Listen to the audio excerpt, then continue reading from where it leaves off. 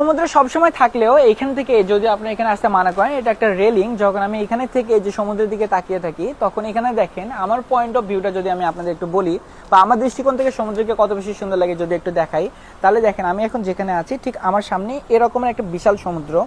এই সমুদ্রের মাঝে যদি আমরা এদিকে তাকাই, তাহলে দেখেন এই যে এই মেঘটার দিকে একবার শুধু তাকিয়ে দেখেন, এটা উজ্জ্বল মনে হচ্ছে। আবার যদি আমি এদিকে আসি, এদিকে মেঘের ঘনত্বটা কম। আবার যদি আমি এখানে আসি, দেখেন এই যে আকাশ কত বেশি কালচে। ঠিক একটু আগেই এখানে বৃষ্টি হচ্ছিল, এদিকে আকাশ একদম ঝকঝকে ছিল। মানে সমুদ্রে এক জায়গায় বৃষ্টি হয়, এক জায়গায় আকাশ অনেক বেশি ঝকঝকে থাকে। আবার পানির কালারটা যদি আমি আপনাদের বলি, এই যে এখন যে এখানে দেখেন গাঢ় নীল মনে হচ্ছে না, যদি আমরা এখানে অল্প কিছুক্ষণ অপেক্ষা করি তাহলে দেখবেন যে এই গাঢ় নীলটা কেটে এখানে হয়তো বা আস্তে আস্তে কালচে হয়ে যাবে। দেখেন আপনাদের সাথে কথা বলার মাঝে এটা কিন্তু আস্তে আস্তে পরিবর্তন হওয়া শুরু করে দিয়েছে।